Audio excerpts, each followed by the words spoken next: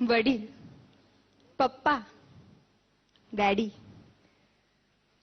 बोलायला किती छान वाटतं नाही? पण आपण कधी कधी मुद्दामून जाणून बुजून बाप. आज अशाच एका बापाची एक कहाणी.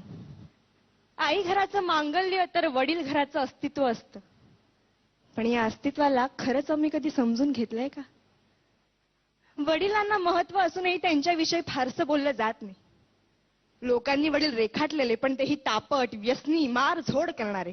नाही, समाजात 1-2% असे वडील असतीलही, पण चांगल्या वडिलांबद्दल काय?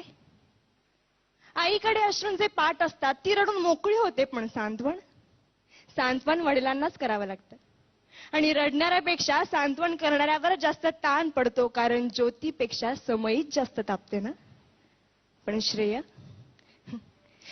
नेहमी ज्योतीलाच मिळत राहतं.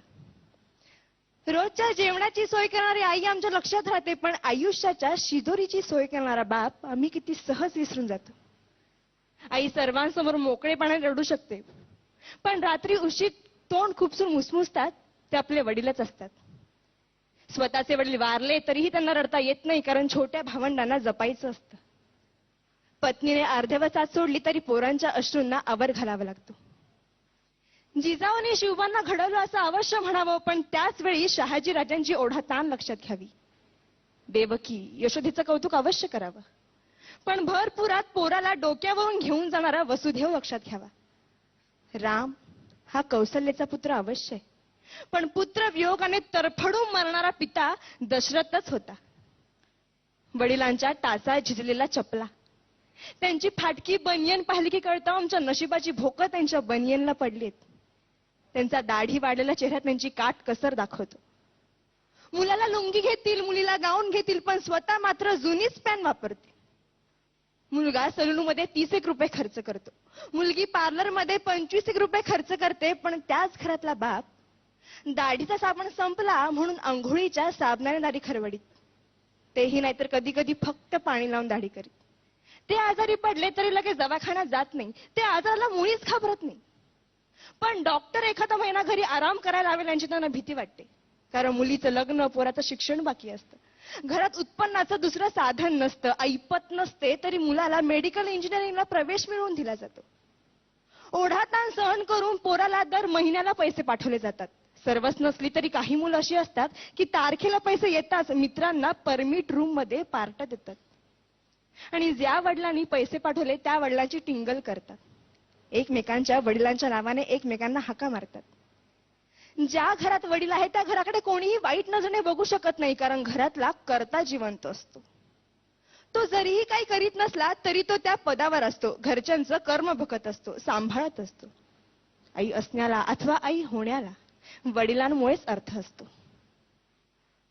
कोणत्याही परीक्षेचा निकाल लागल्यावर आई जवळची वाटते, कारण ती जवळ घेते, कवटाळते, कौतुक करते.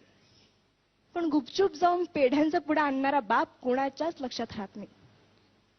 चटका बसला, ठेच लागली, फटका बसला तर आई ग हाच शब्द बाहेर पडतो. पण हायवेचा रस्ता ओलांडताना एखाद्या मोठ्या ट्रकने अचानक ब्रेक लावला तर बाप रे हाच शब्द बाहेर पडतो. कारण छोट्या संकटांना आई चालते हो, पण मोठी वादळ पेलताना बापच आठवतो. काय पटतंय का? मंगल प्रसंगी अख्खं कुटुंब जातं, पण मैताच्या प्रसंगी बापालाच जावं लागतं. मुलाच्या नोकरीसाठी साहेबांपुढे लाचार होणारा बाप, मुलीच्या स्थळासाठी उंबरठे झिजवणारा बाप, खर्चांसाठी स्वतःच्या व्यथा दडपणारा बाप खरंच किती ग्रेट असतोय. वडिलांचं महत्व कुणाला कळतं?